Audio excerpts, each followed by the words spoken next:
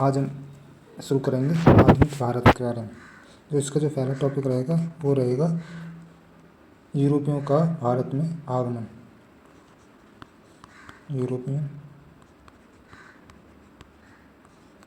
का भारत में आगमन।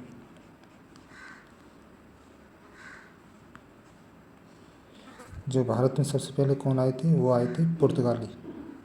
भारत में सबसे पहले आए थे पुर्तगाली, और भारत सबसे पहले आए थे और भारत से सबसे लास्ट में गए थे। उसके बाद आए थे डच।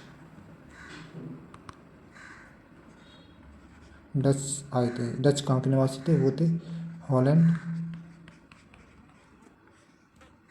हॉलैंड कह सकते हैं या नीदरलैंड। ये नीदरलैंड के थे। उसके बाद आए थे ब्रिटिश।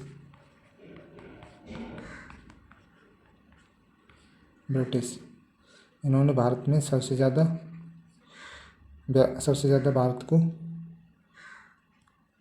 भारत से सबसे ज़्यादा इन्होंने ही लूटा था। उसके बाद आए थे डेनिश। डेनिशों के बाद आए थे फ्रांसीसी।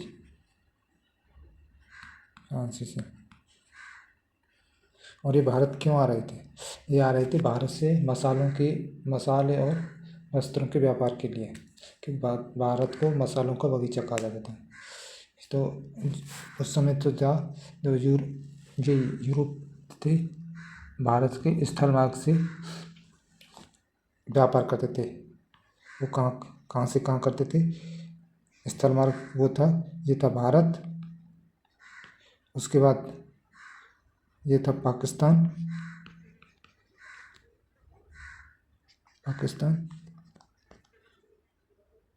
उसके बाद था अफगानिस्तान।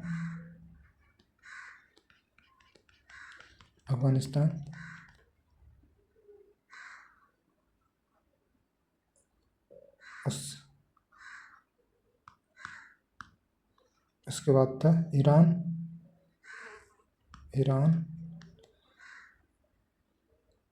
और इसके बाद था इराक।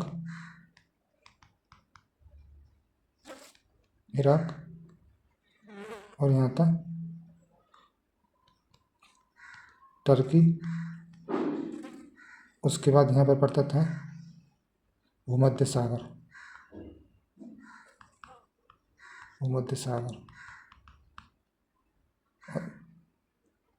भूमध्य सागर के यहाँ लगा हुआ था, वो था कुस्तुनतुनिया। और यहाँ पर था अरब।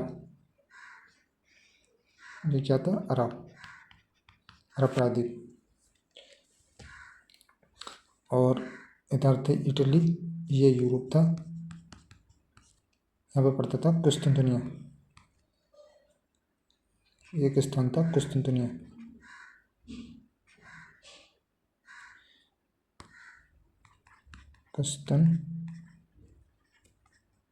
कुस्तुनतुनिया।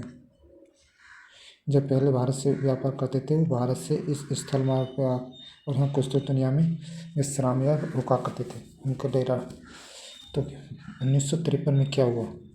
नहीं, 1453 में क्या हुआ? जो उस्मानी साम्राज्य का उदय होता है। यहाँ पर जो पहले था वो बैजेंतीय साम्राज्य था। तो इन्होंने बैजेंतीय साम्राज्य को हरा दिया और इस कुस्तुनतुनिया पर अपना अधिकार कर लिया, और इस जो स्थलीय मार्ग था इसको रोक लिया। क्या हुआ 1953 में? कौन था?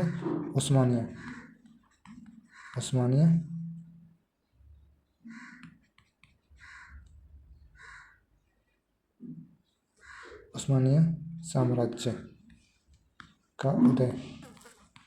इन्होंने क्या किया? जो यहाँ पर कुस्तुनतुनिया पर जो बैजेंतीय साम्राज्य था उसको हरा दिया।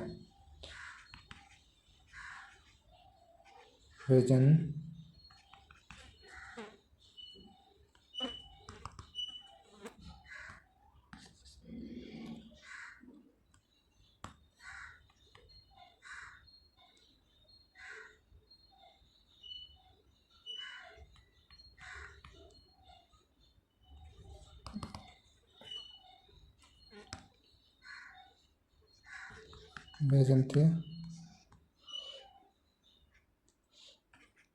यहाँ पर जो बैजंतीय साम्राज्य था उसको हरा दिया इस उस्मानी साम्राज्य ने, हरा दिया। और फिर उस पर जो उस्मानी साम्राज्य है उस कुस्तुनतनिया पर अधिकार कर लिया। क्या हुआ, इस उस्मानिया साम्राज्य ने, उस्मानिया साम्राज्य,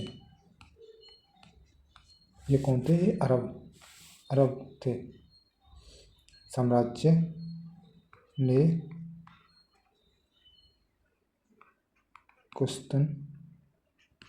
कुस्तुनतनिया पर अधिकार कर लिया। तो इस कुस्तुनतनिया का जो नया नाम है वो है इस्तांबुल या टर्की। कुस्तुनतनिया का जो नया नाम है वो क्या है, नया नाम वो है इस्तांबुल, इस्तांबुल जो टर्की के में है। इससे क्या हुआ, इस कुस्तुनतनिया पे अरबों ने अधिकार कर लिया और इससे क्या हो गया, इससे जो स्थल मार्ग है उसको बंद कर दिया, स्थल मार्ग को बंद कर दिया। फिर क्या हुआ, फिर जो भारत से जो यूरोप के बीच में व्यापार हुआ करता था वो बंद हो गया। तो इस व्यापार को जारी रखने के लिए नई समुद्री मार्ग की खोज की जाने लगी। तो इस जो सबसे पहले इस समुद्री मार्ग की खोज करने के लिए जो सबसे पहले निकले थे वो निकले थे स्पेन से कोलंबस। फिर क्या हुआ, नए समुद्री मार्ग की खोज, इस खोज के लिए सब जो लिख रहे थे वो 1492 में निकले थे स्पेन से कौन निकले थे,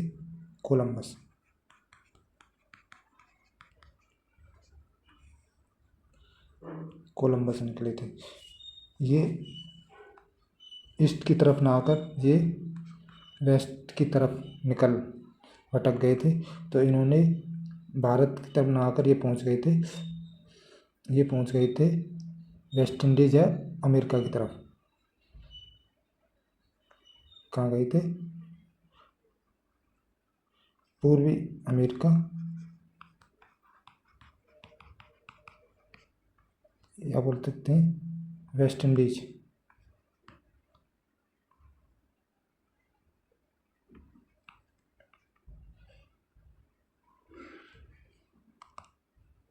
वेस्ट इंडीज पहुंच गए थे। इन्हीं को अमेरिका की खोज माना जाता है, इन्हीं के द्वारा अमेरिका की जो खोज माना जाता है, इन्हीं कोलंबस द्वारा अमेरिका की जो खोज की थी, अमेरिका की खोज को माना जाता है कोलंबस को। और उन्होंने इसको जो नाम दिया था न्यू वर्ल्ड यानी नई दुनिया। फिर क्या हुआ, फिर क्या हुआ 1488 में 1488 में इनसे पहले एक पुर्तगाली था। पुर्तगाली कौन था, वो था बार्थोलोमियो डियास। ये क्या हुआ, ये भारत के लिए समुद्र मार्ग खोज के नहीं निकला, लेकिन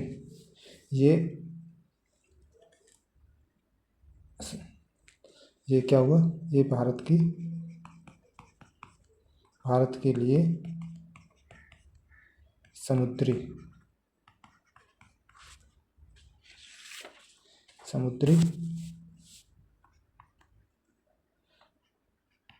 मार्ग की खोज में निकला। लेकिन ये जो जो दक्षिण अब अफ्रीका का दक्षिणी पॉइंट है, जो अफ्रीका का दक्षिणतम पॉइंट या बिंदु वहाँ तक आता है और वहाँ से वापस चला जाता है। इस दक्षिणतम पॉइंट वहाँ जो बहुत तगड़ी आंधी फांदी या वो होने के कारण वहाँ से ये वापस चला जाता है। तो दक्षिणतम पॉइंट को क्या कहते हैं, वो होते हैं केप ऑफ गुड होप।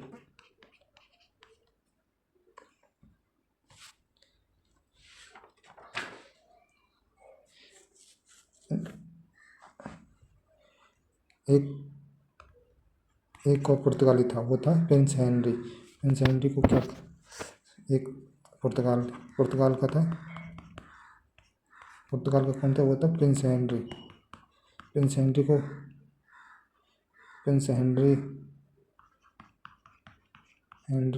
को जो द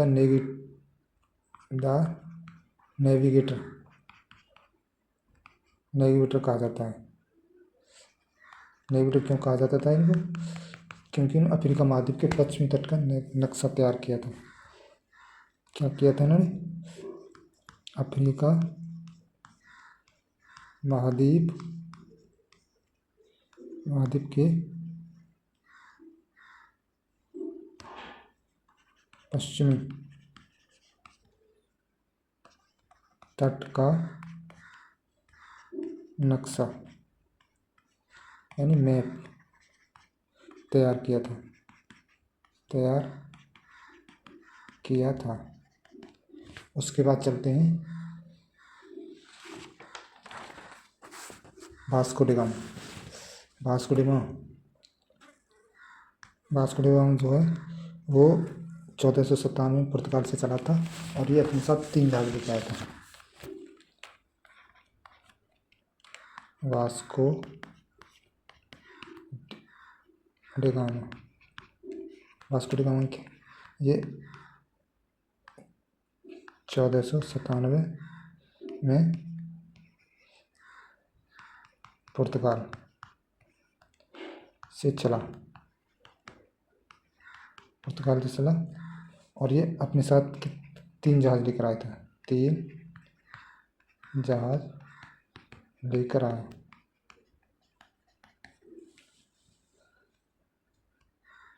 और इसका जो अफ्रीका का दक्षिणी पॉइंट था, केप ऑफ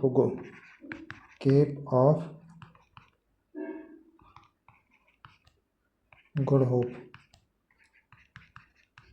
इसको यहाँ पर कौन मिलता है, वहाँ पर एक अब्दुल मनीक जो गुजराती था, वो पथ प्रवर्तक के रूप में मिलता है। इसको कौन मिलता है, अब्दुल मनीक कहाँ का था, वो भारत का था। इसको क्या कहा, इसको पथ प्रवर्तक कहा गया, पथ प्रदर्शक, इसको पथ प्रदर्शक कहा गया। और जो उस समय जो पुर्तगाल है उसमें किसका शासन था, इस समय ये वास्को डी गामा आया था, पुर्तगाल में शासन इसका था इमैनुअल फर्स्ट का। इस समय पुर्तगाल में इनका शासन था। और क्या हुआ, ये वास्को डी गामा है, वास्को डी गामा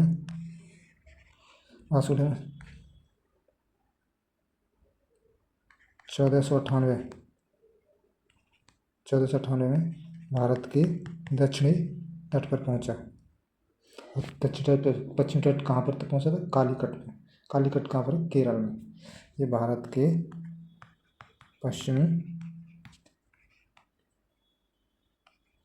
तट पर पहुंचा।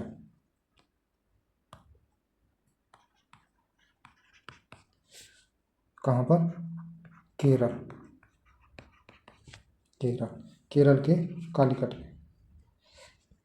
केरल के कालीकट तट पर।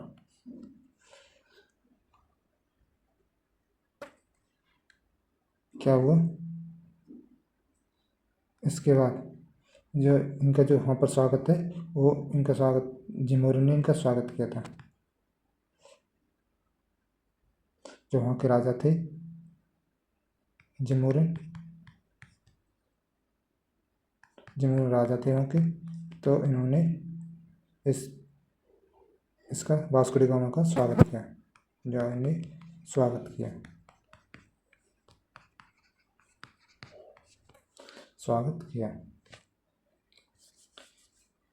और ये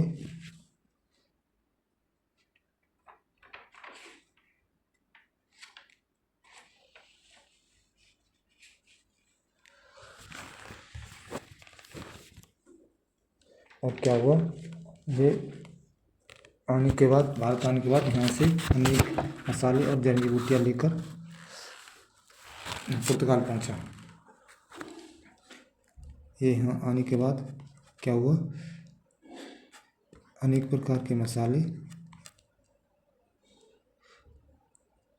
मसाले और जड़ी बूटियाँ लेकर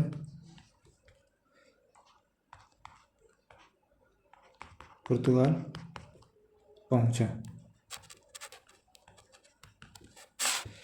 और इस चीज़ को वहाँ बेचकर इसको 60 गुना मुनाफा हुआ। तो इसको वहाँ पर क्या हुआ? 60 गुना उनको बेचकर इसने 60 गुना मुनाफा कमाया। तो इसको 60 गुना मुनाफा होता है। फिर क्या हुआ? फिर वहाँ से पुर्तगालियों की लाइन। फिर उसके बाद 1500 ईस्वी में पेड्रो अलावरेज आया।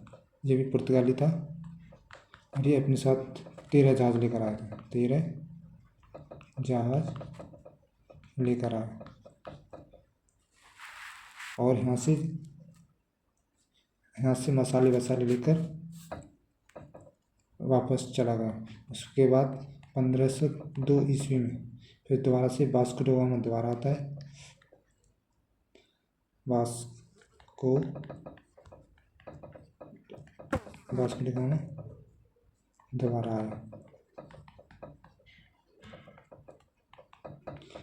आया और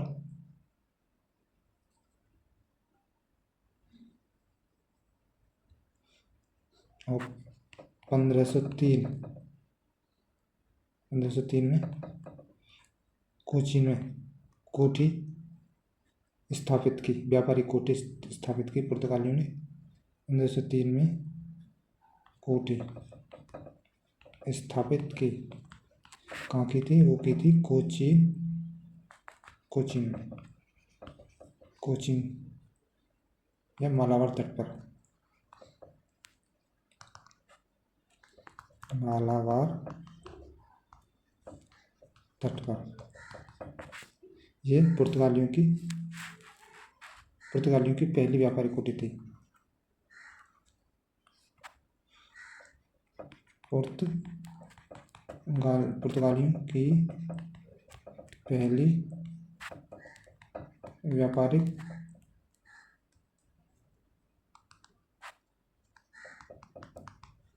व्यापारिक कोठी थी जो इन्होंने भारत में स्थापित की थी।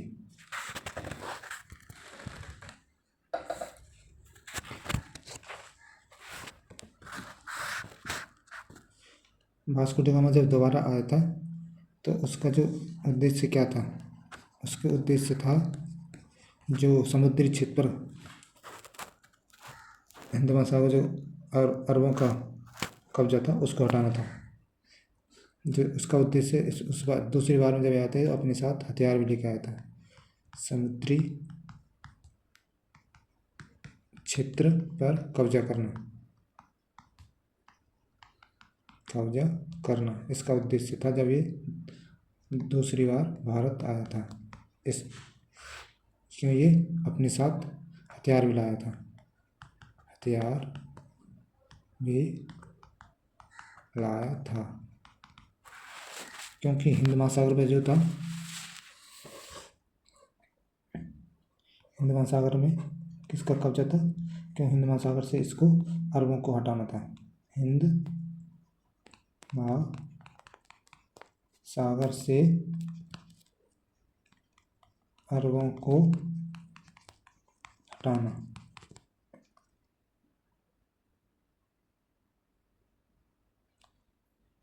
क्योंकि जो अरब के व्यापारियों ने हिंद महासागर पर कब्जा कर रखा था, इसीलिए ये अपने साथ हथियार लेके आया था।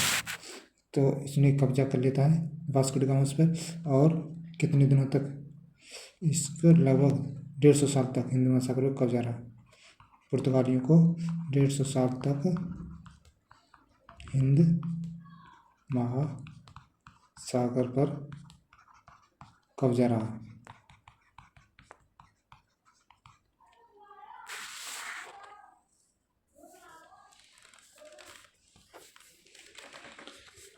जो पुर्तगाली कंपनी है उसका क्या नाम रखा है इन्होंने, स्टेडो द इंडिया।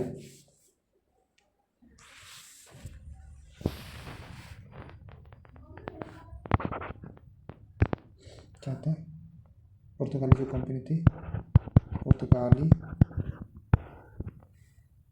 कंपनी क्या नाम था, स्टेडो द इंडिया।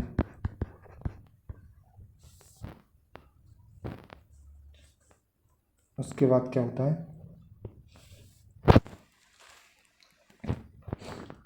और इसका 1505 ईस्वी में 1505 ईस्वी में जो फ्रांसिस डी अल्मीडा इसका गवर्नर था। उस कंपनी का पहला गवर्नर कौन था, फ्रांसिस्को डी अल्मीडा। ये प्रथम पुर्तगाली गवर्नर था, प्रथम पुर्तगाली गवर्नर। इसने किया था blue water policy, blue water policy. इसका क्या मतलब है, व्यापारिक एकीकरण के लिए समुद्र पर अपना नियंत्रण कर लिया था। जो अल्बुकर है वो पुर्तगालियों का वास्तविक संस्थापक माना जाता है। उसके बाद आते हैं कौन था, अल्बुकर।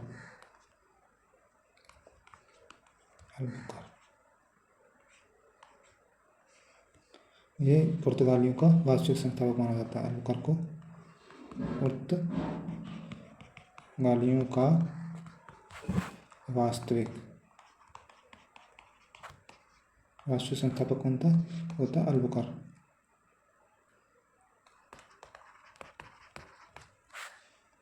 इसने क्या किया, 1510 में गोवा को अपने अधिकार में ले लिया, गोवा पर अधिकार कर लिया, और इसने क्या किया, भारतीयों के साथ वैवाहिक संबंध बनाने स्टार्ट कर दिए थे इन्होंने। क्या किया इसने, अल्बुकर ने भारतीयों के साथ वैवाहिक संबंध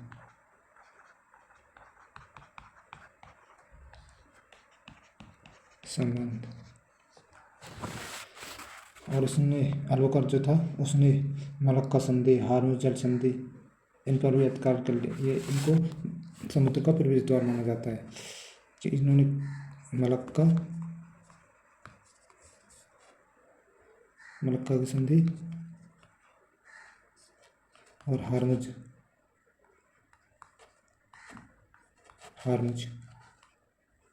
जल संधि इन पर अधिकार कर लिया।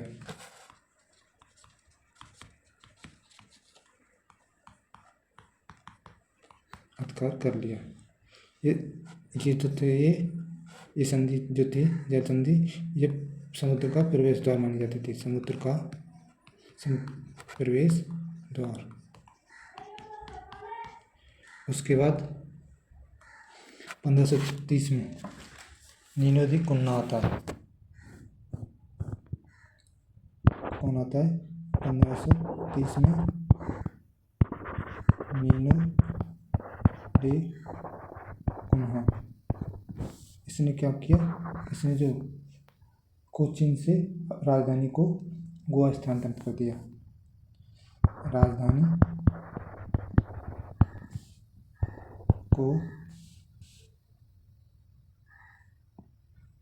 को कोचीन से गोवा स्थानांतरित किया।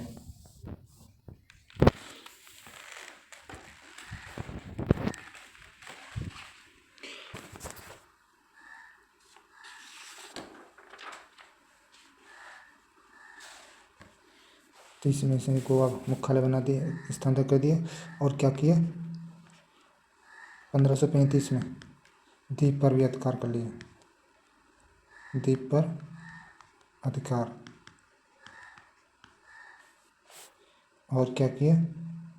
1559 में दमन पर भी।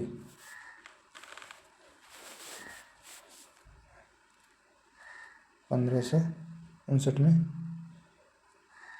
क्या किया?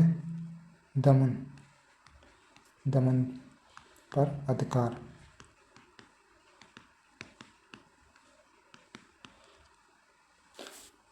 वास्को डी गामा जो तीसरी बार आया था वो आया था 1524 में। 1524 में वास्को डी गामा तीसरी बार जब भारत आया था तो इसकी मृत्यु यहीं हो जाती है।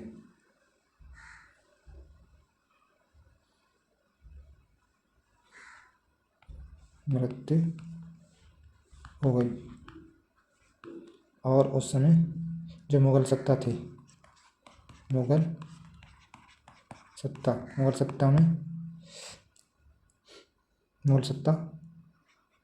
आ चुकी थी। 1524 में थी वो मुगल सत्ता आ चुकी थी भारत में।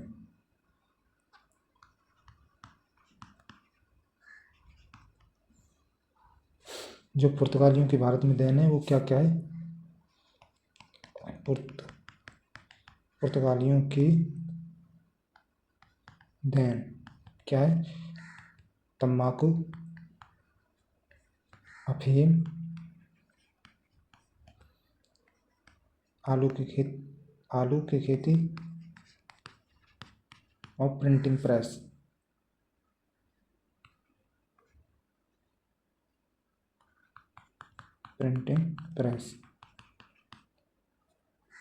और क्या थी? गौथिक कला कौन सी होती है? जिसका सिरा हो नुकीला होता है। गौथिक कला जैसे कि इसका एक सिरा नुकीला हो। प्रिंटिंग प्रेस जो भारत में आई सबसे पहले वो 1526 में इसकी स्थापना हुई थी।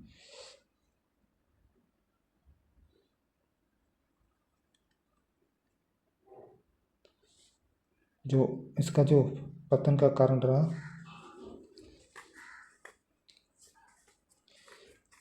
वो था धार्मिक कारण। और स्पेन में कुछ अधिकार पुर्तगाल पर लिया था। तो जो भारत में सबसे लास्ट में कब गए थे, ये 1961 में गोवा, दमन, दीव को पुर्तगालियों से आज़ाद करवाया।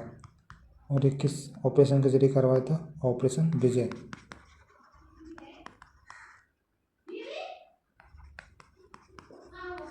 ऑपरेशन विजय कर। और ये इनको 1987 को गोवा को भारत का 25वां राज्य बनाया गया। किसके द्वारा? 26 कॉन्स्टिट्यूशन अमेंडमेंट के द्वारा। तो अब नेक्स्ट वीडियो में मिलेंगे डच, ब्रिटिश और अन्य के बारे में। तो मिलते हैं नेक्स्ट वीडियो में।